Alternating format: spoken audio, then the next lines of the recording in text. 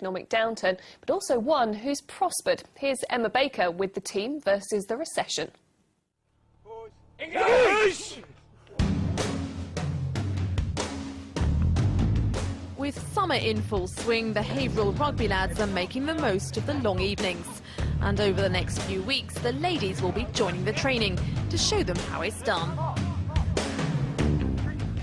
Training at the club is free, a welcome bonus at a time when many are watching their pennies. Hayley Feltham is one of the team's new additions.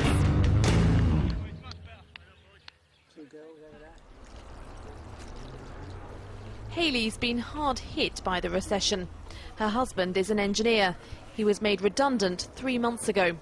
He's looking for another job, but so far he's had no luck. It's quite hard sometimes. We find it, we're looking around all the time. Anywhere I can see paperwork or else friends at work and say, look, if you know any jobs going around, just let us know. But I suppose he just feels he can't support. He wants to do things that he can't do. He wants to be the provider, I suppose. But that'd be nice, though. Nice and sweet. Yep, hopefully. Hayley works with construction and engineering students, also affected by the recession. 2 years ago, they were entering a booming industry. Now, she says, many are struggling to find employment.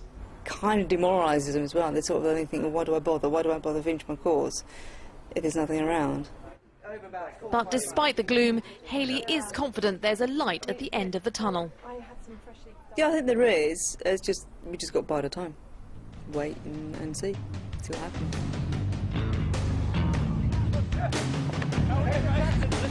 Like Hayley, many in the team have been affected by the economic climate, but not all negatively. Ryan Dabbs plays at hooker.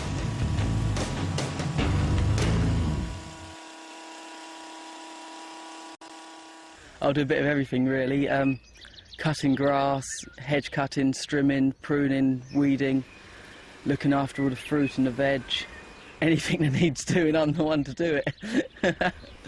Well, before the recession I had probably 2 or 3 jobs, but now I think because I don't charge as much as everyone else, I'm on about 4 or 5 at the minute, so I've been able to buy a new car, go on holiday with my girlfriend, and now we're looking to try and buy a house. Ryan puts his success down to the fact that he charges less than half the average gardener, making him far more appealing in a recession. All my mates are really affected and quite a few have been made redundant, but I'm kind of blooming in it and getting more jobs than anyone else. A positive story in difficult times. Back on the pitch, many are hoping things will soon pick up for their industry too. But realistically, they know it could be a little while longer before they really see those green shoots of recovery. Emma Baker, Anglia News. How do you think you'd have got on the ladies' team at Haverhill?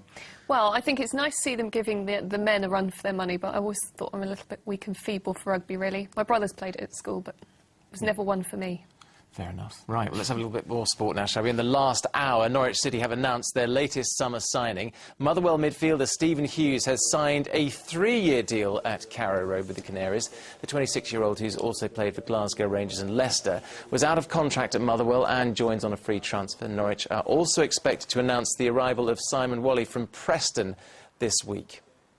Elsewhere, though, mixed fortunes for 2 of our league clubs after testing themselves against Premier League opposition in their build-up to the new season. Colchester earned a home draw with Aston Villa, but Peterborough were well beaten by Tottenham. There was an away win for MK Dons, but a home defeat for Northampton. Tonight, Norwich visit Regions League side Dereham, while Southend are entertaining Ipswich. In cricket, Norfolk are bidding for a 5th success in the ECB Minor Counties Knockout Cup today. The final is usually held at Lords, but Durham's Riverside Stadium staged the showpiece against Staffordshire. Sadly, rain delayed the start until 2:45 this afternoon.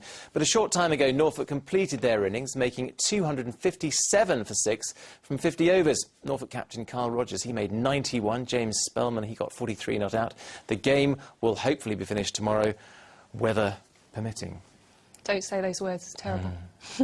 Finally tonight, you may have heard of some rather unusual subjects being studied at university. How about maybe gardening, motor racing or fishing? Just a few examples. Now a student from Roxwell near Chelmsford may have topped the lot. Diana Entwistle is the first person in the country to get a PhD in her chosen subject. Our Essex reporter Lorna Ramsey went to meet her. Anyone with a PhD will tell you it takes hours of studying. And no one knows that more than Diana Entwistle from Roxwell near Chelmsford. She's been awarded a PhD from the University of Essex in a rather unusual subject. In fact, she's the only one in the country to graduate in it. They're calling her the Doctor of Skating, because Diana has a PhD in figure skating. There is so much science in figure skating, and now it is the difference between obtaining a gold medal and coming way down in the leadership tables.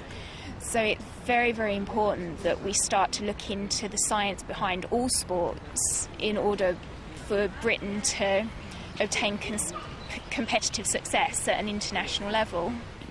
Diana has been crowned British Masters Ice Dance Champion in 2007. She's been skating since the age of 13 and wanted to turn her passion into an academic subject. Diana has been looking at the science behind figure skating, and one of the things she's been studying is the axel, one of the most difficult moves for figure skaters to master. So what is the science behind an axel?